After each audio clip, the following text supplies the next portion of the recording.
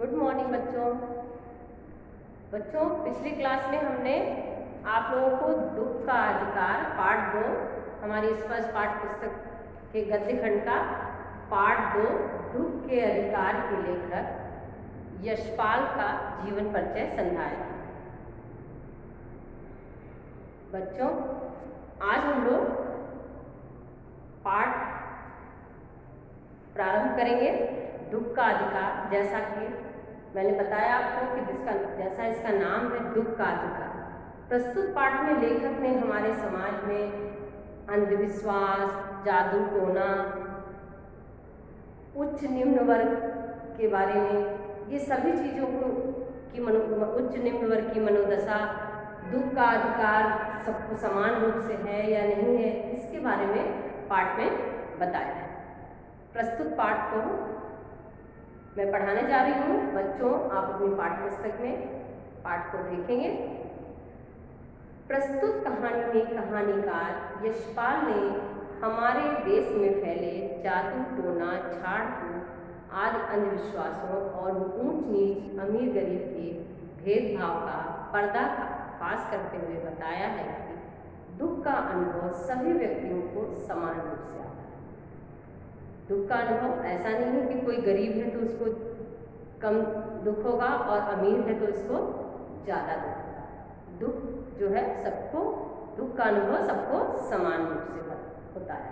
प्रस्तुत पाठ में लेखक ने इसी को बताया है। यह कहानी उच्च वर्ग के लोगों की अमानवीयता तथा निम्न वर्ग की व्यवस्था का पूरी गहराई से बखान करती है। यह कहानी जो है उच्च वर्ग की अमानवीयता, किस प्रकार उच्च वर्ग के लोग अमानवीय हो जाते हैं और निम्न वर्ग के लोग किस प्रकार विवश हैं, यानी उनको दुख मनाने का भी अधिकार नहीं है, विवश हैं, उसी चीज को दर्शाया गया है।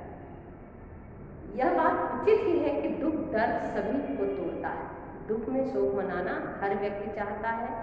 दुख की घड़ी आ जाने पर सभी अवश हो जाते हैं, लेकिन हमारे इस देश में भाग्य के मारे हुए ऐसे लोग भी हैं जिन्हें न तो दुख मनाने का अधिकार है और न उनके पास समय है। देखिए बच्चों, बताया गया है कि यह बात उचित है कि दुख तो सभी को जीवन में आता है और उसका अनुभव भी समान रूप से होता है। दुख दर्द इंसान को क्या करता है, तोड़ देता है, लेकिन दुख में हर व्यक्ति दुख मनाना चाहता है, परंतु व्यक्ति विवश होता है, सबको दुख मनाने का अधिकार नहीं। एक छोटा सा उदाहरण देखिए। प्रस्तुत पाठ में ऐसे ही बताया गया है कि एक गरीब जो है, मान लीजिए एक रिक्शा चलाने वाला है, वो रिक्शा चला के अपना पेट पालन करता है। उसके घर में कोई दुखद घटना हो जाती है तो एक दिन 2 दिन वह दुख मनाता है और तीसरे दिन वो अपने काम पर निकल जाता है, क्योंकि अगर काम पर नहीं जाएगा तो उसको खाने को नहीं मिलेगा। लेकिन मध्यम वर्ग और उच्च वर्ग में अगर कि कोई ऐसी घटना हो जाती है तो वो लोग क्या करते हैं, ऑफिस से छुट्टी ले लेते हैं, घर बैठ जाते हैं 10 दिन 15 दिन। उसके बाद बोलते हैं कि चलो अब सब काम हो जाएगा तब हम ऑफिस ज्वाइन करेंगे। तो यानी देखिए यहाँ पर दोनों को समान दुख है, लेकिन दुख मनाने का अधिकार किसको नहीं है, निम्न वर्ग को, यानी रिक्शा जो चला रहा है उसको अधिकार नहीं है। वो 2 दिन का ही दुख मनाया और तीसरे दिन रिक्शा चलाने चला गया, क्योंकि अगर वो नहीं जाएगा तो उसको भोजन नहीं मिलेगा, उसकी आवश्यकताएं पूरी नहीं होंगी, उसकी मजबूरी है, विवश है वो काम पर जाने के लिए।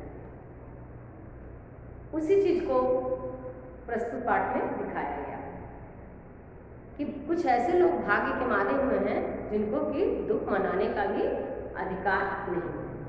प्रस्तुत कहानी में यह दर्शाया गया है कि समाज में पोशाकें मनुष्य को विभिन्न श्रेणियों में विभाजित कर देती हैं। पोशाकें विभिन्न श्रेणियों में विभाजित कर देती हैं, मतलब पोशाक से ही हमें पता चलता है निम्न वर्ग का है, उच्च वर्ग का, मध्यम वर्ग का, जो भी है। कपड़े से एक गरीब है या फुटपाथ पर रहने वाला है और एक अच्छे बंगले में रहने वाला, कॉलोनी में रहने वाला है, उसके कपड़े से हम पहचान जाते हैं। जैसे कि अच्छी पोशाकें मनुष्य को समाज में उच्च वर्ग का दर्जा दिलाती हैं, उच्च दर्जा दिलाती हैं, और निम्न पोशाकें निम्न श्रेणी का होने का परिचय है। मनुष्यों की पोशाकें उन्हें विभिन्न श्रेणियों में बांट देती हैं। पोशाकें विभिन्न श्रेणियों में बांट देती हैं, यानी पोशाक से ही हम व्यक्ति को पहचानते हैं कि किस वर्ग का व्यक्ति है। बड़े बहुत पैसा वाला अच्छे कपड़े पहना है तो हम कहेंगे, देखने से ही कपड़े उसके देख के लग रहे थे कि अच्छे परिवार से बिलोंग करता है, अच्छे परिवार का है। कोई फटा आएगा, गंदा कपड़ा पहना रहेगा, फटा पहना रहेगा, तो उसको देख के समझ जाएंगे कि ये बेचारा गरीब है, इसके पास इतना पैसे नहीं है कि अच्छे फटे या साफ कपड़े पहने। प्रायः पोशाक समाज में मनुष्य का अधिकार और उसका दर्जा निश्चित करती है। पोशाक से ही हमारे अधिकार और हमारा दर्जा निश्चित होता है कि हम पोशाक से ही हमारे दर्जा और अधिकार को निश्चित करते हैं। वह हमारे लिए अनेक बंद दरवाजे खोल देती हैं, परंतु कभी ऐसी भी परिस्थिति आ जाती है कि हम जरा नीचे झुककर समाज की निचली श्रेणियों की अनुभूति को समझना चाहते हैं। उस समय यह पोशाक की बंधन और अड़चन, देखिए पोशाक हमारा दर्जा निश्चित करती है, लेकिन अगर कभी हमें पोशाक अड़चन और बाधा उत्पन्न करती है। यानी कैसे? जैसे मान लीजिए हम अच्छे पोशाक पहने हैं, कहीं किसी झोपड़पट्टी के पास जा रहे हैं, गरीब बस्ती में जा रहे हैं, वहाँ पे कोई हम मदद सहायता मांगना चाह रहा है, हम चाह रहे हैं, मेरा अंतर्मन बोल रहा है कि हमें इसकी सहायता करनी चाहिए, लेकिन ऊपर से हम ये क्या सोच रहे हैं कि हम अच्छे कपड़े पहने हैं, वहाँ उस बस्ती में जाएंगे तो लोग देखेंगे तो क्या कहेंगे कि अरे वो स्वीपर लोग रह रहे थे या गरीब लोग रहते हैं, वहाँ वो क्या करने गया था, उनके पास क्यों गया था। तो यहाँ पर हमको अपना पोशाक जो है कि जो है अड़चन बाधा उत्पन्न कर देता है। तो इस स्थिति में हमारी पोशाक हमें बाधा उत्पन्न कर देती है कि हम जब निचली श्रेणियों में उनकी मदद करना चाहते हैं तो उस समय हम विवश हो जाते हैं और उनकी मदद नहीं कर पाते। जैसे वायु की लहरें कटी हुई पतंग को सहसा भूमि पर नहीं गिर जाने देती, उसी तरह खास परिस्थितियों में हमारी पोशाक हमें झुक सकने से रोके रहती है। ध्यान दीजिएगा इस पंक्ति को, जैसे वायु की लहरें कटी हुई पतंग को सहसा भूमि पर नहीं गिर जाने देती। सहसा मतलब अचानक। जब देखते होंगे आसमान में पतंग उड़ती है तो जब पतंग कटती है तो अचानक से वो तुरंत कटते ही नीचे नहीं गिर जाती, उसको टाइम लगता है, घूमते घामते से टहलते हुए धीरे धीरे धीरे धीरे नीचे आती है। तो यहाँ पर लेखक क्या बता रहे हैं कि जिस प्रकार वायु की लहरें यानी हवा की जो लहर है कटी हुई पतंग को तुरंत नीचे नहीं आने देती, सहसा मतलब अचानक घूम पे नीचे नहीं आने देती, उसी तरह खास परिस्थितियों में हमारी पोशाक हमें झुक सकने से रोके रहती है। खास परिस्थिति में यानी हम अच्छे कपड़े पहने हैं, हम गरीब की मदद करना चाहते हैं, तो हमारे 10 बार हम सोचेंगे, धीरे धीरे जाएंगे, आगे बढ़ेंगे, फिर अंतर्मन कुछ और करेगा, यानी बहुत सोच समझ के हम आगे कदम बढ़ाएंगे, नहीं तो नहीं जाएंगे। वही स्थिति होती है जो कि कटी हुई पतंग की, आसमान से कटी हुई पतंग की।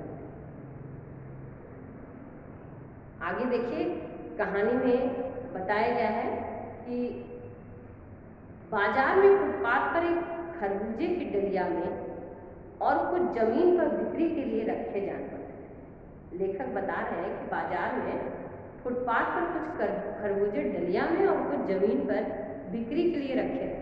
लेखक ने देखा खरबूजों के समीप एक अधेड़ उम्र की औरत बैठी रो रही थी। खरबूजे बिक्री के लिए थे, परंतु उन्हें खरीदने के लिए कोई कैसे आ गया। खरबूजों को बेचने वाली को कपड़े से मुंह छिपाए सिर को घुटनों पर रखे फपक फपक कर रो रही थी। लेखक यहाँ बताते हैं कि बाजार में कुछ डलिए में खरबूजे रखे और कुछ जमीन पर खरबूजे रख के बिक्री करने के लिए रखे हुए थे, और उसी के पास एक अधेड़ उम्र की महिला बैठी हुई अपने दोनों घुटनों के बीच में अपने सिर को झुकाए फपक फपक कर रो रही थी। तो जब ऐसा वो दृश्य था, खरबूजे बेचने वाले रो रही थी मुंह छिपाए, और खरबूजे बिक्री के लिए थे, परंतु उन्हें कोई कोई खरीदने के लिए आगे नहीं बढ़ रहा था। फिर लेखक क्या बोलते हैं, पड़ोस की दुकानों के तख्तों पर बैठे या बाजार में खड़े लोग घृणा से उसी स्त्री के संबंध में बात कर रहे थे। हाँ, वो फुटपाथ पर अपने खरबूजे लगाई थी दुकान, वहाँ पर कुछ लोग बैठे थे जो आपस में बात कर रहे थे। किसके बारे में? उसी अधेड़ उम्र की स्त्री के बारे में बातें कर रहे थे। क्या कर रहे हैं? देखिए, उस स्त्री का रोना देखकर मन में एक व्यथा सी उठी, पर उसके रोने का कारण जानने का उपाय क्या था? फुटपाथ पर उसके समीप बैठ सकने में मेरी पोशाक ही व्यवधान बन खड़ी। देखिए, पोशाक व्यवधान बन खड़ी हुई। यहाँ बता रहे लेखक कि लोग उसे, सभी लोग घृणा से उस स्त्री के संबंध में बात कर रहे थे और उस स्त्री को रोते हुए देख करके उनके मन विचलित हो गया कि आखिर इस औरत के दुख का कारण क्या है, क्यों ये रो रही है। पर उसके रोने का कारण जानने का उपाय क्या था? फुटपाथ पर बैठी जो महिला थी उसके बगल में बैठ करके लेखक उससे पूछ नहीं सकता था कि तुम क्यों रो रही हो। क्या क्यों नहीं पूछ सकता था? क्योंकि उस समय उनकी क्या थी, उनकी पोशाक जो है उसमें व्यवधान उत्पन्न करेगी, यानी बाधा उत्पन्न करेगी। पोशाक के कारण वह उससे पूछ नहीं सके उसके दुख का कारण। लेखक ने ये बताया, अभी हम लोगों ने पढ़ा है, देखिए कि पोशाक ही हमारा दर्जा निश्चित करती है। पोशाक ही कभी हमारे बंद दरवाजे खोल देती है, और यानी कहीं हमें बड़े लोगों से मिलना होता है, अच्छे कपड़े पहन के जाना है तो हम अच्छे कपड़े पहने तो मेरा काम अच्छे से हो जाता है, और कहीं कहीं यही पोशाक हमारी बाधा उत्पन्न करती है। एक आदमी ने घृणा से एक तरफ थूकते हुए कहा, क्या जमाना है, जवान लड़के को मरे पूरा दिन नहीं बीता और यह भैया दुकान लगा के बैठे। अब देखिए, पास पड़ोस के दुकानदार उसके विषय में तरह तरह की बातें कर रहे हैं।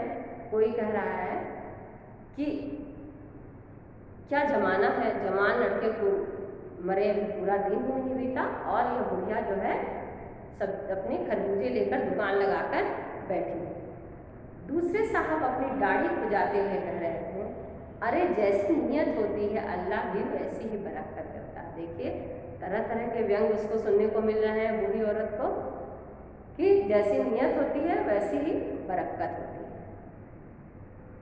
सामने के फुटपाथ पर खड़े एक आदमी ने दिया सलाई की तीली से खान जाते हुए कहा, अरे इन लोगों का क्या है, ये कमीने लोग रोटी के टुकड़ों पर जान देते हैं। एक मुस्लिम जो है कान खुजलाते हुए कहा कि इन लोगों का क्या है, ये लोग रोटी के टुकड़े पर जान देते हैं, यानी रोटी के लिए ही मरते हैं। तरह तरह की बातें हो रही थी, तो उसमें एक मुस्लिम मियाँ जी ने ऐसी बात बोली, इसके लिए बेटी कसम लुगाई धर्म ईमान सब रोटी का टुकड़ा है।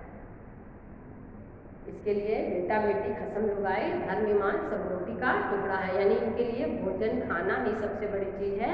इनके लिए सुख दुख, किसी का आना जाना दुनिया में इसका कोई नहीं फर्क पड़ता। ऐसी तरह तरह की बातें वहाँ आसपास के दुकान में बैठे हुए लोग कर रहे हैं। परचून की दुकान में बैठे लाला जी ने कहा, अरे भाई, इसके लिए मरे जिए का कोई मतलब ना, पर दूसरे के धर्म ईमान का तो ख्याल रखना चाहिए।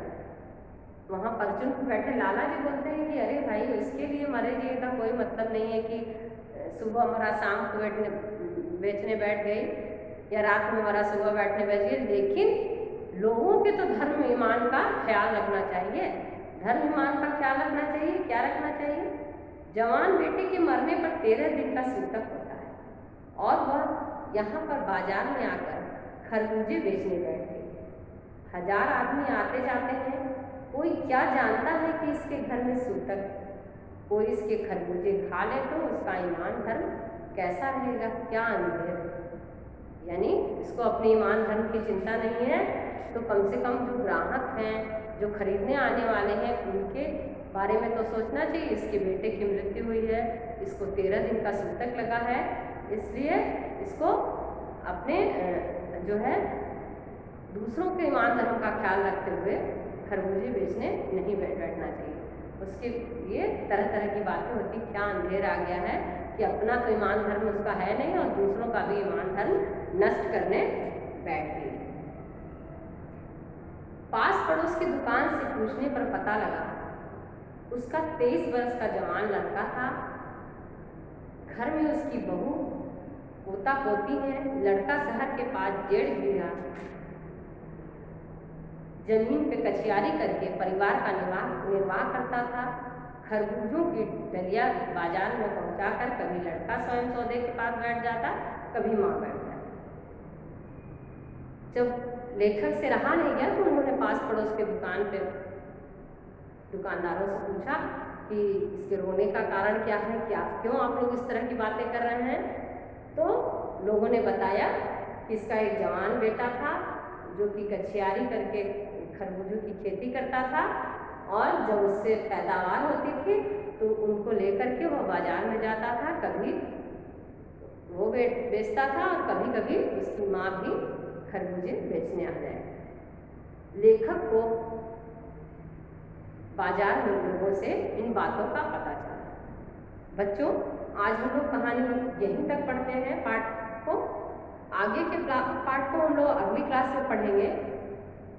आप लोग अच्छे से पाठ पढ़ करके समझ करके आएंगे, जिससे हम लोग आगे के पाठ को पढ़ें। और पाठ में दिए गए जितने भी शब्दार्थ हैं ये अपनी कॉपी में लिखेंगे और लेखक परिचय शब्दार्थ लिख करके कॉपी कंप्लीट करेंगे। अगली क्लास में हम लोग पाठ के आगे के भाग को पढ़ेंगे, आगे के भाग का अध्ययन करेंगे। धन्यवाद।